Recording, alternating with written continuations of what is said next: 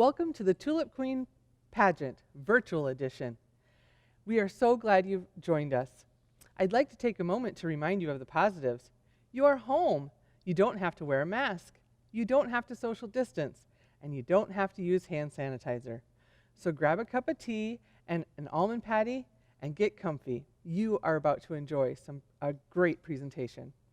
On behalf of the Queen's Committee, the elected court, and myself, we want to thank you for joining us. Your support, whether you are a family member, a friend, or a community member of both the festival and these young ladies, is much appreciated. The resilience and flexibility by these young women is inspiring. These young ladies are creative and talented, and any one of them will make an amazing Tulip Queen and ambassador for our city. Together as a team, these girls will play a huge role in advertising and promoting our annual Tulip Festival. They travel to various media events, participate in interviews, and create a road show to be shared at many locations. Additionally, they represent Orange City in many area parades. Trust me, these young women are an important resource for our city. My name is Beth Ullman, and I'm honored to be co-emceeing with last year's Tulip Festival Queen, Miss Maddie Mulder. I'm in my 32nd year of teaching 8th grade English at MLC Floyd Valley Schools. In addition, I teach online for Morningside College and also adjunct at Northwestern. I'm married to Terry Ullman, and we have 2 sons. In my free time, I especially enjoy traveling to our family cabin in Minnesota. At Tulip Time, I love dressing up, being part of mode shows and parades, and being part of anything that's going on. I'd now like to introduce my co-MC. Miss Maddie Mulder was crowned the Orange City Tulip Festival Queen just a year ago. Welcome home, Maddie. It's good to see you. Thank you.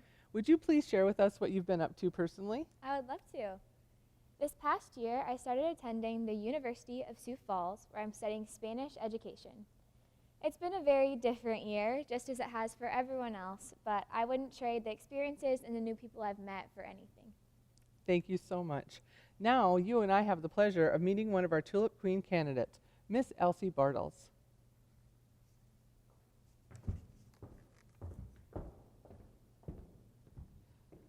Welcome, Elsie. Thank you. Please share a little bit about yourself. My name is Elsie Bartels. I have my parents, Eric and Vanessa. I have 3 older brothers, Dylan, Joe, and Isaac, and 2 sister-in-laws, Becca and Katie. I go to Unity Christian High School, where I participate in cross-country, living group leading, and 2 choirs.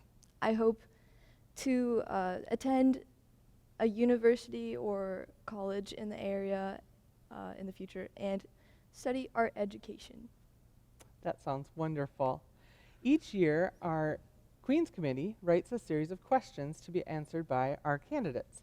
And so I'd invite you to go over to Queen Maddie and pull one of the numbers out of the back basket, please. I've got number 2. She got number 2. What is the best book you've ever read, and why was it the best? I think the best book I've ever read is The Road. It's a post-apocalyptic book, and it's just very sweet, and it's a little scary in some points, but it's very sweet and heartwarming, and it's just very well written, and yeah, I think that's why I like it best. Thank you so much. In addition, Queen Maddie and I have each written a question for you. Mine is, if you woke up tomorrow morning and had gained one ability or quality, what would you want it to be and why?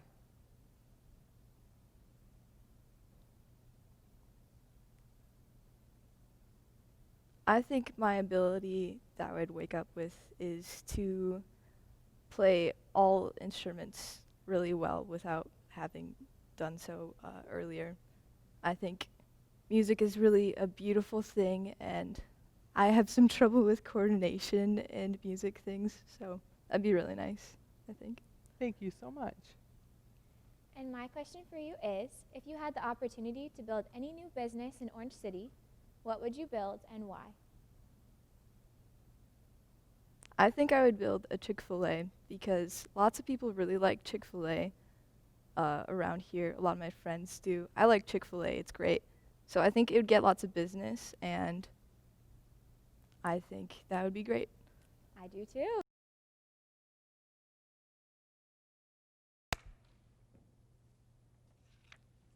Each year, shortly after the girls are elected to the court, the Queen's Committee hosts a tea for the girls to get to know each other. At this tea, the girls are given a question.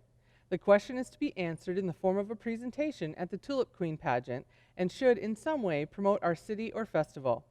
This year's question will be followed by each girl's individual presentation. The presentations you are about to see are all different, interesting, and creative. The Queen's Committee did a fantastic job of coaching the candidates and serving as the girls' advisors. This year's scenario given to the girls is as follows. In 1907, a bolt of lightning struck and destroyed the pinnacle of the top of the Sioux County Courthouse. A 10-foot bronze statue named Lady Justice replaced the pinnacle. Lady Justice has observed 79 tulip festivals in her lifetime atop the courthouse. Each member of the court has been asked to describe a particular decade of the festivals. The 1940s were an unprecedented time in our community as World War II left its scar upon the world. Certainly the events of the 1940s impacted our own tulip festivals as well. Our community persevered, and Miss Elsie Bartels will share how these world events played a role in our own.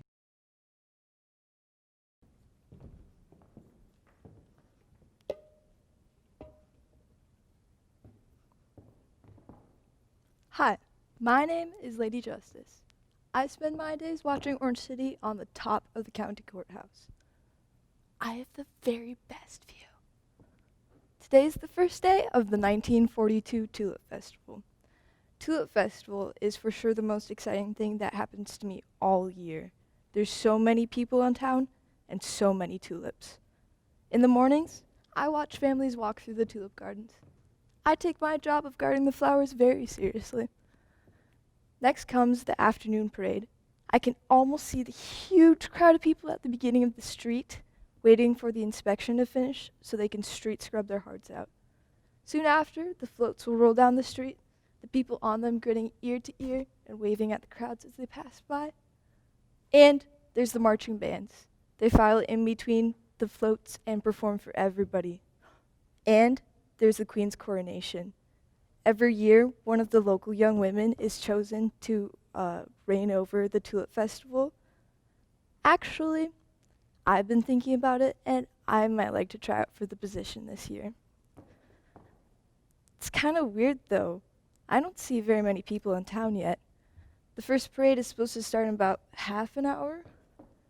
Even crazier, I don't think they planted as many tulips this year. How weird is that?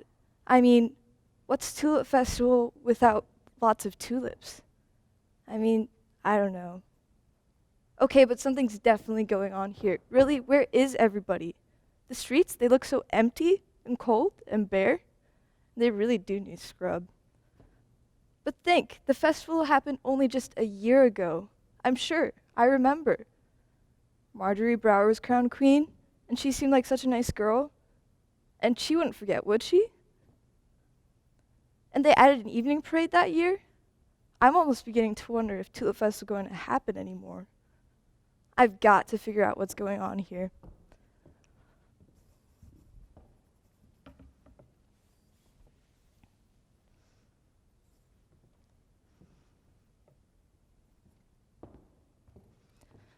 Due to World War II, the years 1942 through 1946 did not have a Tulip Festival. Over 400,000 Americans died in the war, fighting for their country, freedom, and loved ones. Their sacrifice will always be remembered. Life those few years was very different from usual. With all the men away, women had to work extra hard to feed their families on their own, wondering if their loved ones would come back home again, safe and warm.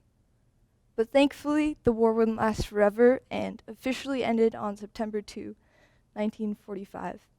In 1946, 50,000 tulip bulbs were imported from the Netherlands and planted in anticipation of the next year's festival.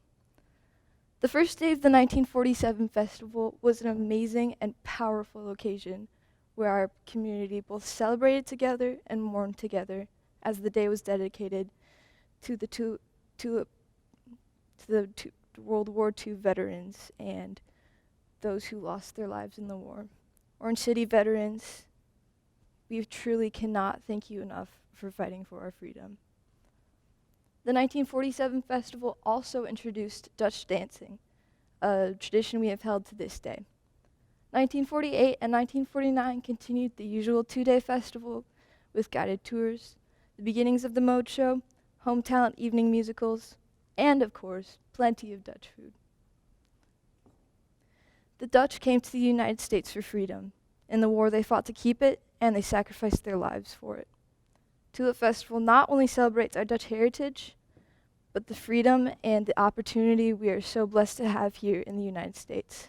It celebrates our ancestors and the sacrifices they made for us so that we can live in a lovely, safe, and peaceful town like Orange City. We would go through trials together, but we are strong together. That is what Tulip Festival is all about.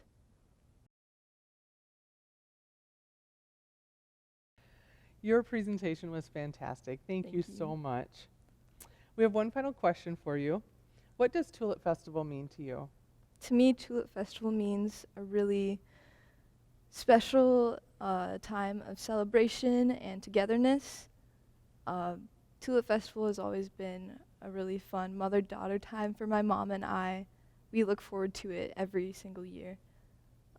Tulip Festival is also one of the only times that I get to see the whole town, most of the town, in one place in time. And it's just really special to be able to be with my community and celebrate with them and my friends and family, and yeah, that's just really special to me. Thank you so much.